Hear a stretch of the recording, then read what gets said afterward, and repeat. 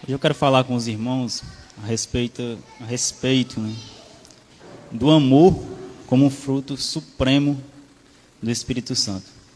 Para isso a gente vai meditar em 1 Coríntios capítulo 13, do versículo 1 ao 13. Antes eu quero trazer uma definição de um sociólogo polonês, Bauman, sobre o amor nos nossos tempos, né?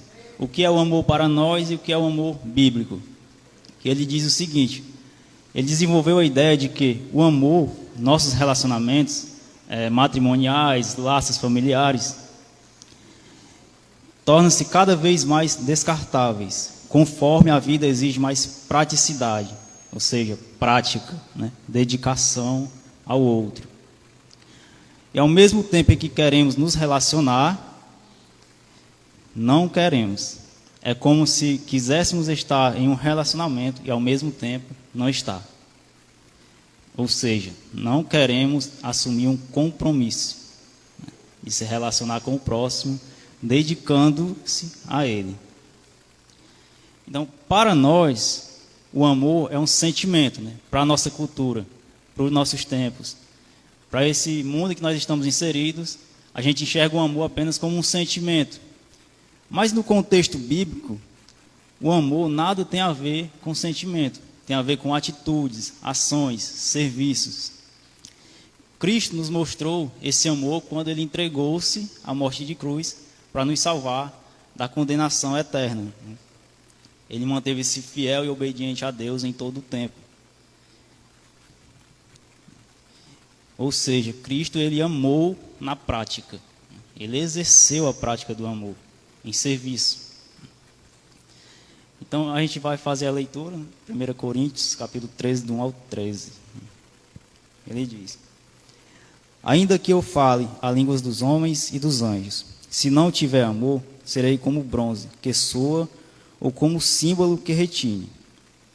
Ainda que eu tenha o dom de profetizar, e conheça todos os mistérios e toda a ciência, ainda que eu tenha tamanha fé, o ponto de transportar os montes, se não tiver amor, nada serei. E ainda que eu distribua todos os meus bens entre os pobres, e ainda que eu entregue o meu próprio corpo para ser queimado, se não tiver amor, nada disso me aproveitará. O amor é paciente, é benigno, o amor não arde em ciúmes, não se ufana, não se ensoberbece, não se conduz inconveniente, não procura os seus interesses, não se exaspera, não se ressente do mal. Não se alegra com a injustiça, mas regozija-se com a verdade. Tudo sofre, tudo crê, tudo espera, tudo suporta. O amor jamais acaba. Mas, havendo profecias, desaparecerão, havendo línguas, cessarão, havendo ciência, passará. Porque em parte conhecemos e em parte profetizamos. Quando, porém, vier o que é perfeito, então o que é em parte será aniquilado. Quando eu era menino, falava como um menino, sentia como um menino, pensava como um menino. Quando cheguei a ser homem, desisti das coisas próprias de menino. Porque agora vemos como espelho, obscuramente. Então veremos face a face. Agora conheço em parte, então conhecerei como também sou conhecido. Agora, pois, permanecem a fé, a esperança e o amor. Esses três, porém, o maior é o amor. Amém, irmãos? A igreja de Corinto, a qual Paulo escreve essa carta, e ele escreve duas, era uma igreja que ela procurava, ela buscava muito os dons, né? Obter esses dons espirituais, porque ela acreditava que aquilo era uma verdadeira forma de espiritualidade.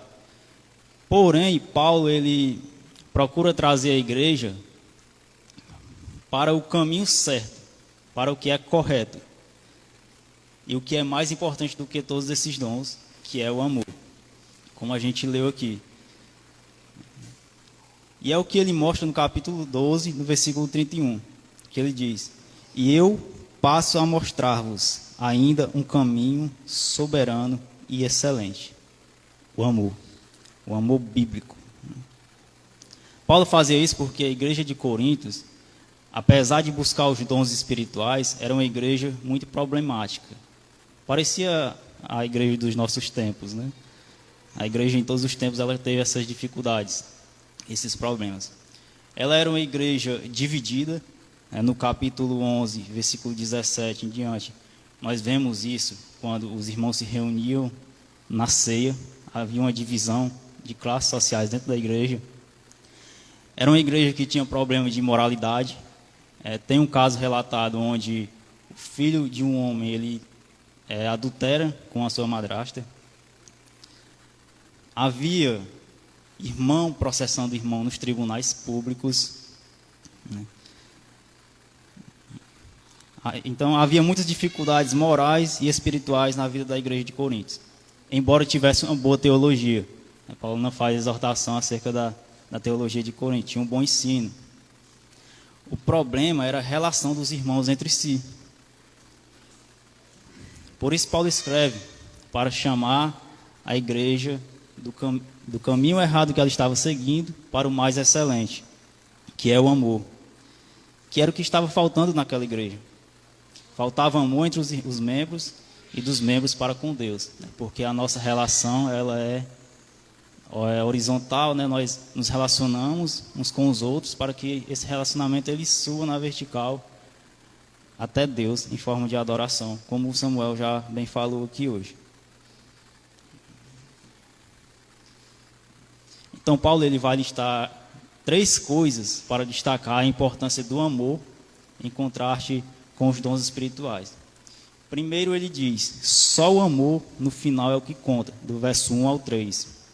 Segundo, o amor sempre triunfa, do 4 ao 7. E terceiro e último ponto, só o amor permanece, do versículo 8 ao 13. Em primeiro lugar, só o amor é que conta, né? E se nós notarmos a estrutura do texto, a gente vai ver que ele aplica o ainda que, né? Ainda que eu fale a língua dos anjos e dos homens, ainda que eu tivesse o dom de profetizar, ainda que eu tenha tamanha fé de mover os montes, ainda que eu distribua todos os meus bens, entregue o meu corpo a ser queimado. Esse ainda que Paulo aplica aqui é uma hipérbole, né?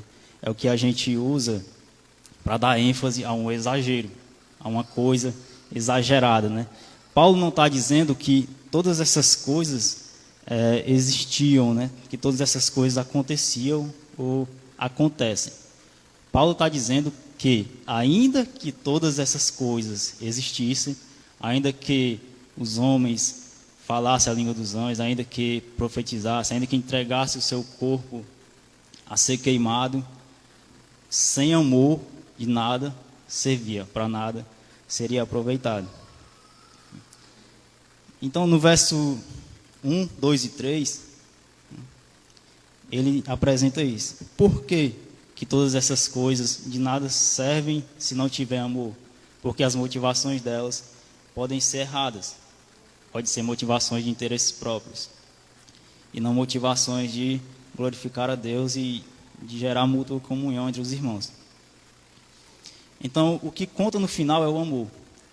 Nós podemos ter, dentro de um ambiente congregacional, bons teólogos, pessoas bem instruídas, podemos ter o melhor ministro de louvor, o melhor cantor, mas no final de contas o que vai importar é o amor.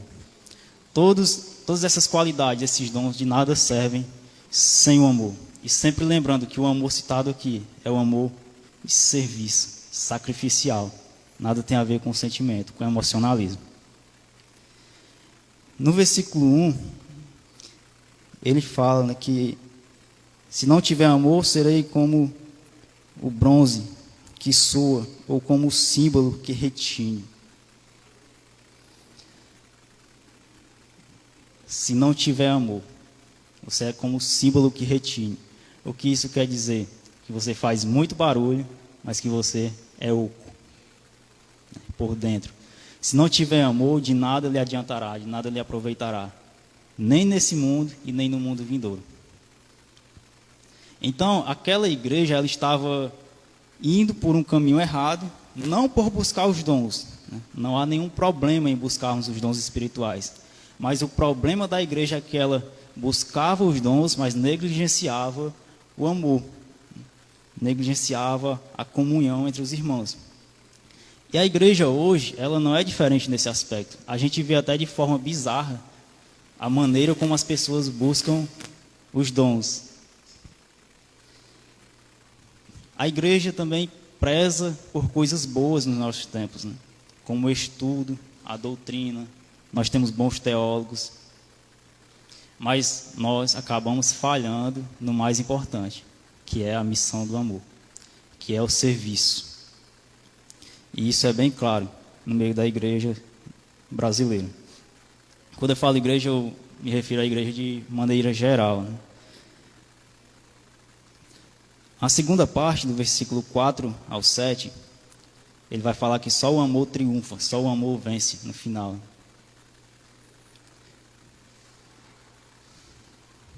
Que ele diz: o amor é paciente e benigno, o amor não arde em ciúmes, não se ensoberbece, não se conduz inconvenientemente, não procura os seus interesses, não exaspera, não se ressente do mal, não se alegra com a injustiça, não regozija-se com a verdade, tudo sofre, tudo crê, tudo espera, tudo suporta. Aqui acontece que nós chamamos de personificação, né? O que Paulo aplica aqui. A gente chama na teologia de personificação. É quando a gente fala do amor, nesse contexto, como se ele fosse uma pessoa. Certo? Então, Paulo vai dizer aqui o que o amor é, o que ele não é, o que o amor faz e o que o amor não faz. Paulo deixa claro que o amor citado aqui nada tem a ver com sentimento. Até porque, quando se trata de sentimento, de emocionalismo, isso acaba prendendo as pessoas emocionalmente e acaba até afetando de forma negativa as suas vidas. Então, o amor que Paulo fala aqui não é o amor que nós entendemos hoje. O amor bíblico, novamente, tem a ver com atitudes de serviço, ações. Versículo 4, ele diz: o amor é paciente e bondoso. Então, aqui a gente vai aplicar o que Paulo aplicou o amor como a personificação, né? Como se fosse uma pessoa. E no versículo 4 ele cita duas atitudes: o amor é bondoso e paciente. Bondoso e paciente para com outras pessoas, né? Já que está falando de contexto congregacional, de igreja, de relacionamento. Na metade do verso 4 até o 6, Paulo diz o que o amor não faz, né?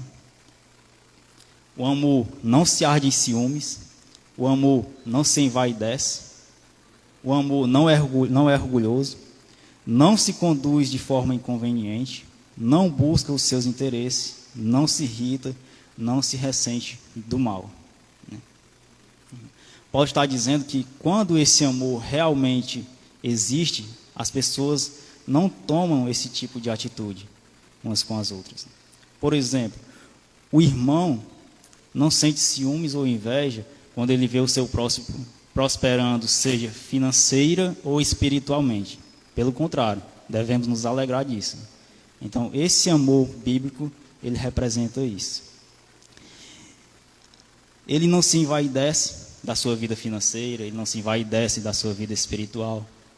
Ele não se acha o bambambam, né? Ele não se acha superior a ninguém. Ele não é orgulhoso quando é corrigido, quando é repreendido. Ele aceita a repreensão de bom agrado, porque ele entende que aquilo é bom para ele. E ele também não é inconveniente, né? E aqui pode-se aplicar o princípio do bom senso, né? Modo de falar, de se comportar. O amor também não busca o próprio interesse, ou seja, ele não pensa em si em primeiro lugar. O que ele vai ganhar fazendo isso, o que ele vai adquirir fazendo isso, como ele vai se beneficiar agindo de tal maneira na igreja. Ele não faz nada pensando em si mesmo, mas no bem do próximo. Então, o amor não busca o seu próprio interesse. Ele não é egoísta. Aí aqui tem uma característica que o amor não se irrita. É quase que impossível alguém não se irritar com outra pessoa, né?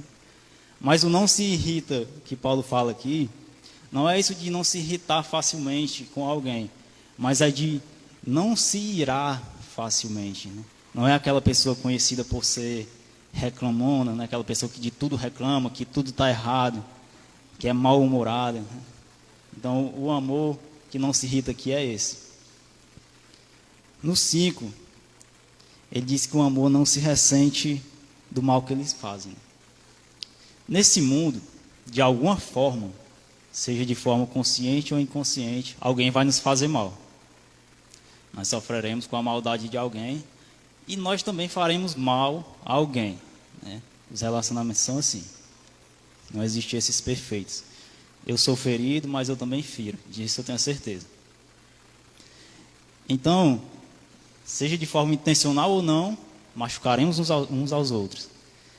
Porém, esse amor que não se ressente aqui, não é um amor que não vai se chatear com isso, mas é o amor que não busca a vingança, que não guarda o rancor, que não deseja o mal do seu próximo, mesmo que o próximo venha a lhe machucar, a lhe ferir, né? Porque o grande poder do amor bíblico, ele sempre vai triunfar sobre o mal. Ele sempre vai sair vitorioso sobre o mal.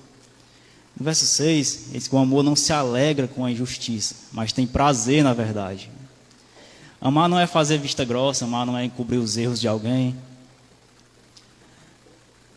Amar tem a ver com cuidar. Amar não é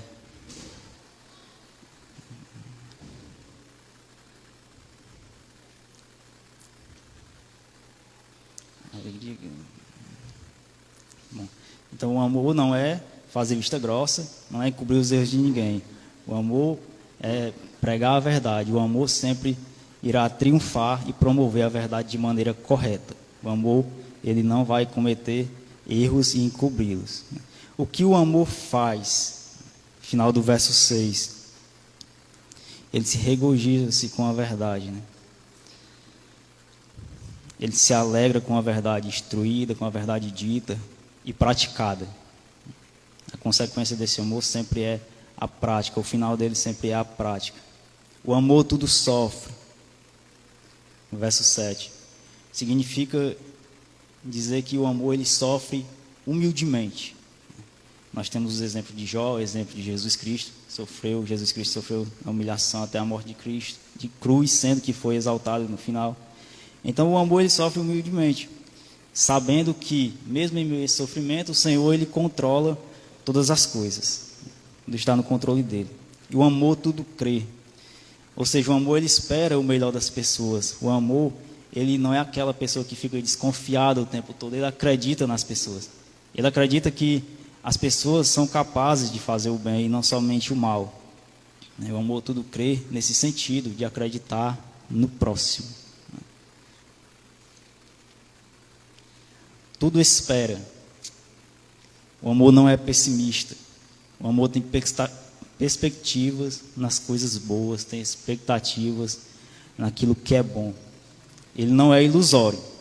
Ele sabe que esse mundo é caído, que esse mundo é pecaminoso, mas ele também sabe que Deus está no controle de todas as coisas. O amor tudo suporta. Nós estamos inseridos em um mundo caído, mal, nós passaremos por problemas, dificuldades, nós seremos feridos, seremos perseguidos, nós adoeceremos como qualquer pessoa comum, não somos diferentes de ninguém por ser crentes, mas o amor, ele permanece humilde diante disso. Eu quero ler o Salmo 62, dos 5 ao 6.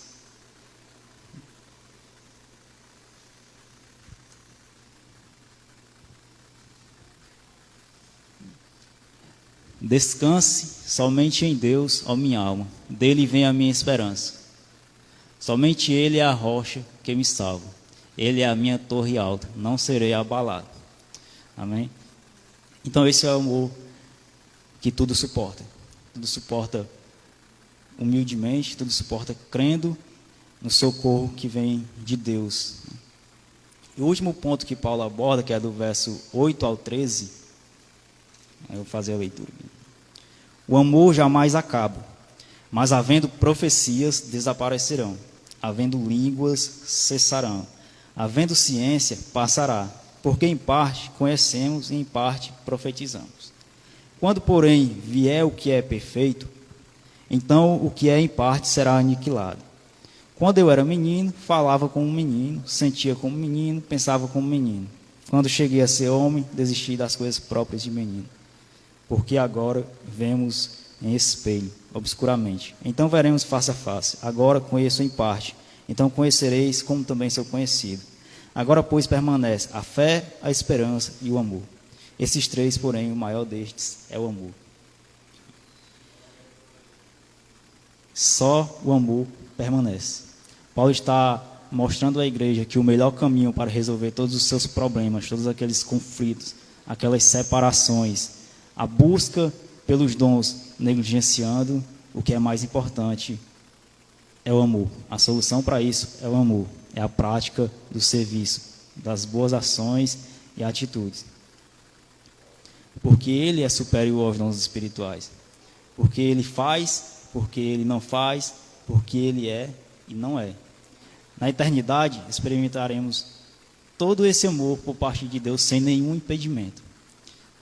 Para nos amar, Deus precisou nos reconciliar com Ele através de seu Filho. É por causa disso que nós cultuamos a Ele. Mas na eternidade não terá nenhum impedimento, porque não teremos mais pecado para nos separar do Senhor. No verso 8 ao 10, Paulo diz que os dons haverão de terminar. Mas quando vier o que Paulo chama aqui de completo, aí a gente vai para o verso 8.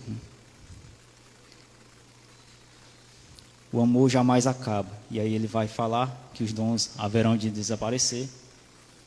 Então, o amor aqui não é em termos pessoais, mas o amor de Deus para com o seu povo. Por isso que ele jamais acaba. O amor sempre vai ser a vontade de Deus para a igreja, para nós, para o seu povo. Mas as profecias, língua, ciência, tudo passará. E por que vai passar no verso 9, quando ele diz: porque em parte conhecemos e em parte profetizamos.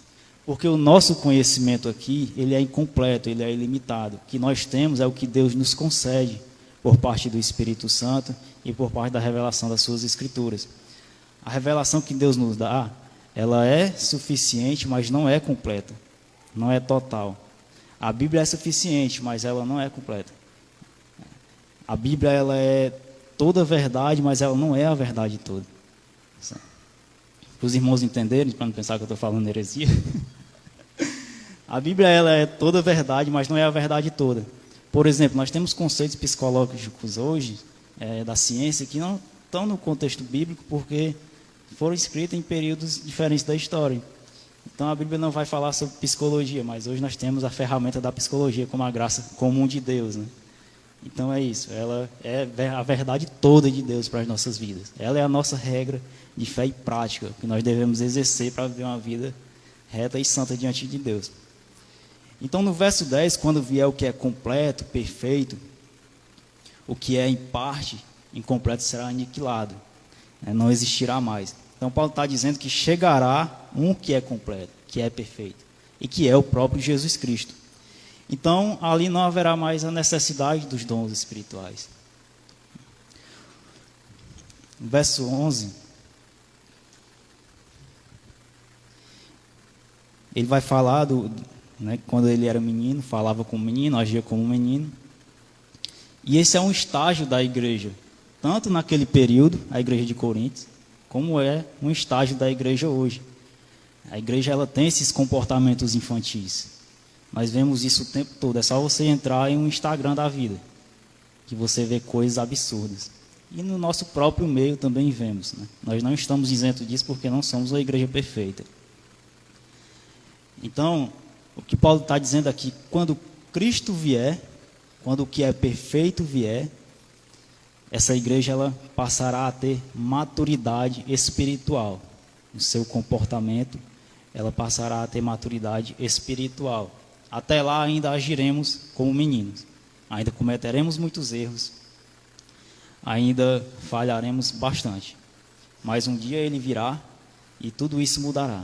Seremos espiritualmente instruídos, espiritualmente sadios. No verso 12... ele vai falar sobre a ilustração do espelho. Ele fala: porque agora vemos como em espelho, obscuramente. Então veremos face a face. Agora conheço em parte, então conhecerei como também sou conhecido. O espelho que Paulo se refere aqui, obviamente que é um espelho daquela época, né? Que era um espelho de uma espécie, deixa eu ver aqui, um espelho,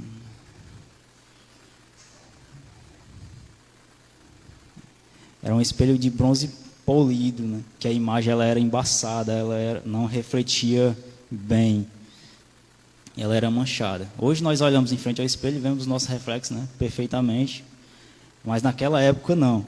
Então, quando Cristo vier, nós o veremos face a face, nós conheceremos todas as coisas, a ponto de Paulo aqui prezar pelo amor. O principal ponto que Paulo está prezando aqui, que Paulo está instruindo a igreja, levando ela à compreensão, é o amor, que é superior a todos os dons.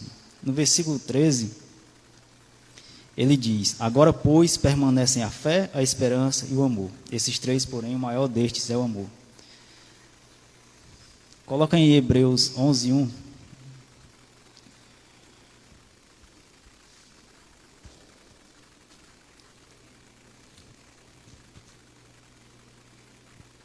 Ora, a fé é a certeza daquilo que esperamos e a prova das coisas que não vemos. É a certeza das coisas que não vemos, né? Então, quando Cristo vier, nós o veremos face a face e já não será mais necessária a fé. Por isso, o amor sempre será superior aos dons. A esperança também só valerá até Cristo vier.